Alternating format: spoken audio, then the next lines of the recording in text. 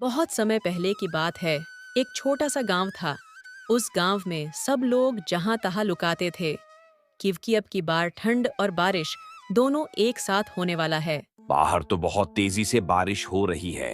अब मैं मजदूरी कैसे करने जाऊंगा? पापा, आप रुक जाइए, मौसम बहुत ज्यादा खराब है, नहीं तो तबीयत खराब हो जाएगा। मुझे तो समझ नहीं आ रहा। यह दिन पर दिन मौसम खराब क्यों हो जा रहा है?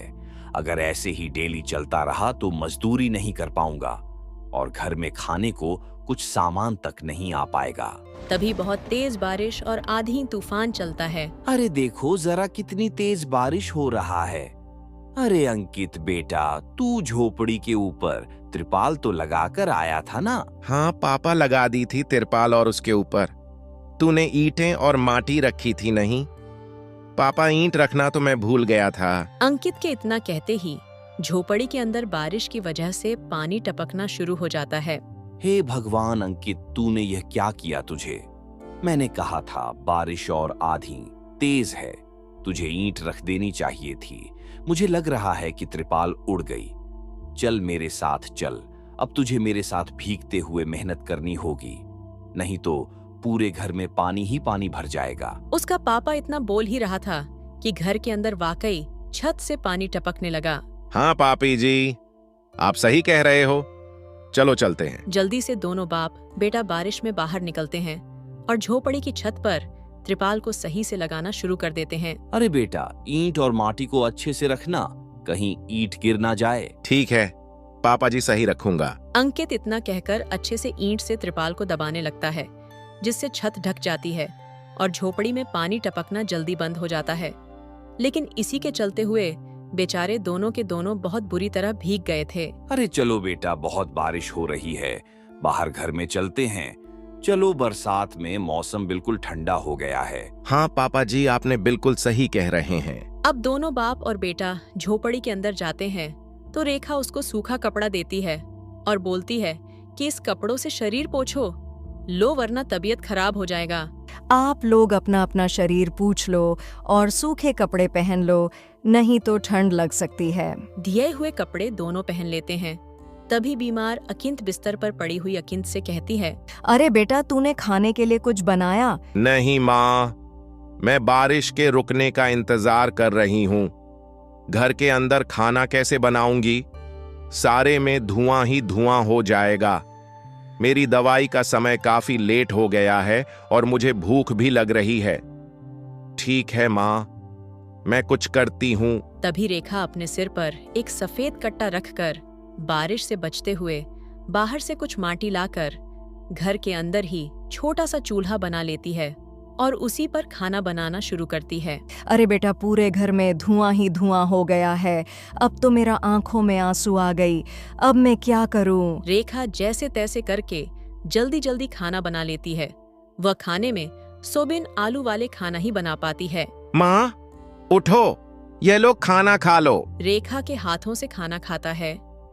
रेखा के पूरे शरीर को पैरालाइज हुआ था, जिसके कारण ना तो वह हिल सकती थी और न ही वह उठ सकती थी। मेरा प्यारा बेटा, इतनी कम उम्र में तेरे ऊपर कितनी जिम्मेदारी आ गई। हम गरीबों का कुछ नहीं हो सकता है। इस गरीब झोपड़ी के अंदर हम कैसे कैसे दिन देखते हैं। कोई बात नहीं माँ, बच्चे समय के अनुसार बड़े होते हैं, लेकिन मैं समय से पहले बड़ा हो गई हूँ। आपको तो खुश होना चाहिए। मैं तो इस कदर लाचार हो गई हूं कि तेरे सर पर हाथ रखकर तुझे आशीर्वाद भी नहीं दे सकती। बेटा की आंखों से निकल गया। रेखा उसके आंसू पोंछकर अपनी माँ को हौसला देखता है, जिसके बाद वह अपने माँ और पापा के साथ बैठकर खाना खाता है। बारिश होती ही रहती है, लेकिन ठंड रुकने का नाम ही नहीं लेती। खाना खाकर वह सभी सो जाते हैं। आधी रात के समय जिस तरफ रेखा का बिस्तर होता है, वहां पर पानी टपकना शुरू हो जाता है। अरे यह क्या पानी टपक रहा है? रेखा को लगता है कि मैं सो गई। अब मैं क्या करूं? यह झोपड़ी तो धीरे धीरे टपकता ही जा रहा है। रेखा रात भर अपने ऊपर झोपड़ी हुए पानी को ऐसे ही झेलती रहती है, जिसकी वजह से सुबह तक उसके पूरे शरीर में बुखार फैल जाता है। अरे ये क्या माँ, आपको तो बहुत ही तेज बुखार हो गया है। रात भर ये झोपड़ी की छत टपकती ही रही। मैंने तुम्हें उठाने की कोशिश की, लेकिन तुम्हारे तक आवाज नहीं सुनी। ये सुनकर रेखा को बहुत अफसोस होता है। वो सूखे कपड़ों पर अपनी माँ को सहारा लगाकर लिटा देती है और उनके कपड़े भी बदल देती है, लेकिन तभी अचानक से झोपड़ी में बाढ़ आ जाती है। अरे ये क्या हो, यहाँ तो पानी भर रहा है। अरे लगता है गांव में बाढ़ आ गई है। अरे हम लोग क्या करें? अरे बेटा अंकित, तभी अपने माँ को कंधे पर उठाए। नहीं तो हम सभी बह जाएंगे। अरे पानी में कोई जुगाड़ करता हूँ। बेटा मोहन फौरन घर के बाहर जाता है। जहाँ वह आसपास देखता है, उसे एक रेड़ी दिखाई देती है। मोहन उसे लेकर आता है, जिस पर रेखा को लिटा देता। अरे चारों तरफ पानी पी हो रहा है, हमें अब यहाँ से जाना होगा, नहीं तो पानी में हम डूब जाएंगे। तभी अचानक से उनकी झोपड़ी पानी में डूबकर बह जाती है। हमारी झोपड़ी चली गई बेटा, अब हमें भी यहाँ से चलना होगा। हमारी माँ को यहाँ से किसी ऊंचे स्तर पर लेकर जाना होगा। मोहन और अकिंत और रेखा तीनों को रेखा के साथ वहां से ऊंचाई पर लेकर जा रहे होते हैं, लेकिन पानी बहुत ज्यादा होने की वजह से रेखा का संतुलन खराब हो जाता है और वह पानी के साथ बहने लगती है। बेटा हम मर जाएंगे, तुम लोग हमको जल्दी पानी में से निकालो, वरना मेरी सांस फूलती ही जा रही है। तभी ने सब कोई साथ पानी में बहते हुए जा रही है। हे भगवान, अब हम लोग क्या करें? अरे हम लोग भी डूब रहे हैं। कोई सहारा मिलेगा तो हम यहाँ से बाहर निकल पाएंगे, नहीं तो पता नहीं आज क्या होगा। हे भगवान, कोई हमारी मदद करो। हे ऊपर वाले कुछ तो करो। तभी रेखा को एक बड़ी सी लकड़ी का सहारा मिलता है। वह उस लकड़ी के सहारे अपने पापा और माँ को भी बचा लेती है, जिसके बाद वह तीनों लकड़ी के सहारे तैरते हुए एक ऊंचे स्तर पर पहुंच जाते हैं, जहां पर काफी लोग होते हैं। हे भगवान, मेरी 4 साल की बेटी थी, कहीं नजर नहीं आ रही। इस बाढ़ के कारण वह पता नहीं कहां पानी के साथ ही बहती चली गई। वहां सभी अपने परिवार को लेकर दुख में थे और यहाँ रेखा, मोहन, अकिंत तीनों अपने बेटी के लिए फूट फूट कर रोने लगे थे। मेरी माँ पता नहीं कहाँ चली गई, पता नहीं किस हाल में होगी वह, क्या वह अभी जिंदा होंगी या नहीं। तुम ये कैसी बातें कर रही हो? हौसला रखो, सब कुछ ठीक हो जाएगा। माँ वापस आएंगी। ये देखो, सरकारी लोग हम मदद कर रहे हैं। बिछड़े हुए परिवार के सदस्यों को ढूंढ कर ला रहे हैं। अकिंत, रेखा और मोहन तीनों करिश्मा की राह देखते ही रह जाते हैं, लेकिन सरकारी आदमियों को भी करिश्मा की ना तो लाश मिलती है और ना ही उसका कोई अता पता, जिसके कारण अब उन्हें यही लगता है कि करिश्मा दुनिया में नहीं रही।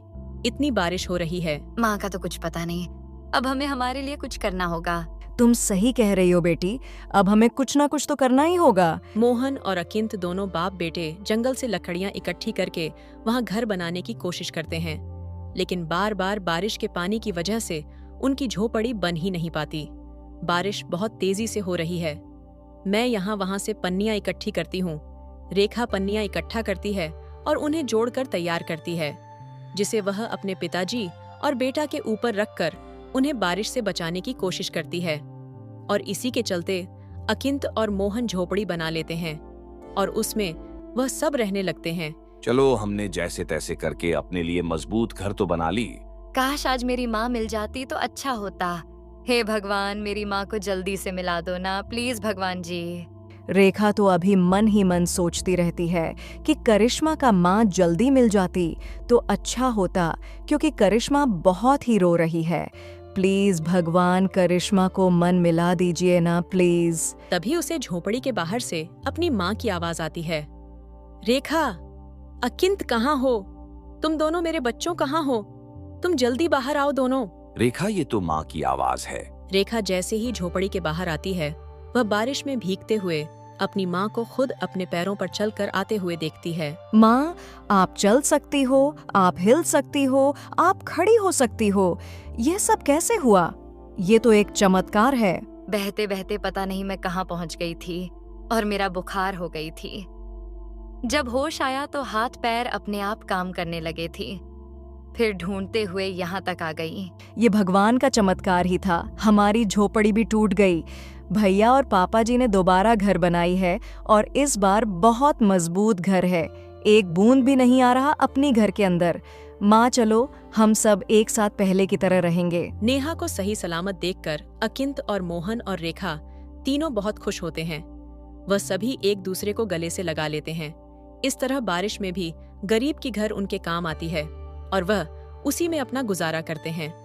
बारिश खत्म होने के बाद अकिंत और मोहन और रेखा और नेहा चारों मिलकर काम करते हैं और पैसे जोड़कर अपने लिए पक्का झोपड़ी बना लेते हैं, जिसके चलते अब नेहा भी अमीर घर की कोठियों में काम करके कुछ पैसे जोड़ती है और धीरे धीरे घर की परेशानियों को खत्म कर देती है।